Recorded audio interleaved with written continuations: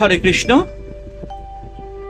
Ramakrishna TV YouTube চ্যানেলের পক্ষ থেকে সকল মা বাবা, দাদু দিদা, ঠাকুমা ঠাকুরদাদা, দাদা দিদি, ছোট ছোট ভাই বোনদের জানাই অনেক অনেক ভালোবাসা, প্রীতি ও আন্তরিক শুভেচ্ছা। সবাই ভালো আছেন, ভালো থাকবেন। আমি আবারও চলে এসেছি শ্রী শ্রী রামকৃষ্ণ মিশনের শ্রীমদ্ ভগবদ গীতা আলোচনা করতে, যা সহজ সরল অনুবাদ ও ব্যাখ্যা করেছেন স্বামী লোকেশ্বরানন্দ মহারাজজি এবং সংকলন ও সম্পাদনা করেছেন স্বামী চিদরূপানন্দ মহারাজজি। আমরা আলোচনায় আছি শ্রীমদ্ ভগবদ গীতার থেকে 10ম অধ্যায় বিভূতি যোগ। এবং যারা যারা আমার আগের শ্রীমদ্ ভগবদ গীতা পাঠের ভিডিওগুলি দেখা মিস করেছেন, অবশ্যই আপনারা রামাকৃষ্ণ টিভি ইউটিউব চ্যানেলে আসবেন এবং শ্রীমদ্ ভগবদ গীতা প্লে লিস্টে এসে সেখান থেকে আপনারা আগের ভিডিও বা এপিসোডগুলো দেখে নিতে পারবেন। তো চলুন আজকের আলোচনা শুরু করা যাক। শ্রীমদ্ ভগবদ গীতার থেকে 10ম অধ্যায় বিভূতি যোগ থেকে 29 এবং 30 নম্বর শ্লোক। অনন্তশ্চাস্মি নাগানাং বরুণো জাদো সমহম পিতৃনা মর্জমা চাস্মি জমা সংযমতা মহম। অর্থাৎ এই শ্লোকে ভগবান বলছেন, নাগগণের মধ্যে আমি নাগরাজ, অনন্ত জলচরণগণের মধ্যে আমি জলদেবতা বরুণ, পিতৃগণের মধ্যে পিতৃরাজ অর্জমা এবং নিয়ামকদের মধ্যে আমি মৃত্যুপতি যম। বিষধর সর্প জাতি হতে বিষহীন নাগ জাতি ভিন্ন। শেষ নাগ বা অনন্তদেব নামই নাগরাজই ভগবানের বিভূতি। প্রলয়ান্তে লক্ষ্মী কর্তৃক সেবিত হয়। ভগবান নারায়ণ শেষ শয্যায় শয়ন করেন এবং অনন্তদেব বহু ফনা বিস্তারপূর্বক তাকে আবৃত করে রাখেন। নাগকুলের মধ্যে অনন্তদেব শ্রেষ্ঠ। সমুদ্রের মধ্যে বহু জলচর জন্তু বাস করে। ওই সকল জলজন্তুর নাম যাদশ। বরুণদেব ওই যাদগণের অধিপতি, তিনি দেবতা বলে পূজিত হয়ে থাকেন। অর্জমা পিতৃদেবতাগণের মধ্যে শ্রেষ্ঠ বলে গণ্য।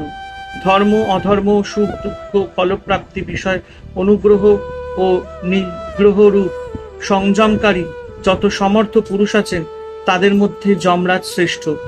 যারা সংযত করেন, নিয়ন্ত্রণ করেন এবং শাসন করেন তাদের মধ্যে আমি মৃত্যুর দেবতা যম। যম, কাল, মৃত্যু এসব শব্দ একই অর্থে ব্যবহৃত হয়ে থাকে। সবকিছুই কালের অধীন, কালকে কেউ অতিক্রম করতে পারে না। তাই বলা হচ্ছে সকল নিয়ামকের মধ্যে আমি হলাম সেই যম। তিনি যেরূপ সূক্ষ্ম ন্যায় পরায়ণতা ও নিরপেক্ষতার সঙ্গে ধর্মাধর্মের বিচার করেন তেমন কেউ করতে পারে না। যমের পুরস্কার যেমন মহান, দণ্ড তেমন ভীষণ। প্রহ্লাদচাস্মি দৈত্যানাং কালো কলয় তামহম মৃগানাঞ্চ মৃগেন্দ্র হহং বৈনতয়শ্চ পক্ষিনাম। অর্থাৎ ভগবান বলছেন, দৈত্যগণের মধ্যে আমি প্রহ্লাদ, গণনাকারীদের মধ্যে আমি কাল, পশুগণের মধ্যে আমি পশুরাজ সিংহ এবং পক্ষীগণের মধ্যে আমি বিনতানন্দন গরুড়। মানুষ, অসুর এবং দেবতাদের মধ্যে প্রহ্লাদ শ্রী ভগবানের সর্বোত্তম ভক্ত। দৈত্যগণের মধ্যে সাত্ত্বিক স্বভাব ও ভক্তিভাবের জন্য প্রহ্লাদ শ্রেষ্ঠ। প্রহ্লাদের পিতা হিরণ্যকশিপু ছিলেন যেমন দুর্দান্ত ও বলশালী, তেমনি হরিবিদেশী। পুত্র প্রহ্লাদ কিন্তু পরম হরিভক্ত। এই কারণে তাকে অনেক নিগ্রহ সহ্য করতে হয়। তথাপি তিনি হরিনাম ত্যাগ করেননি। ভগবান হরি শেষে নরসিংহ মূর্তি ধারণ করে হিরণ্যকশিপুকে বধ করেন।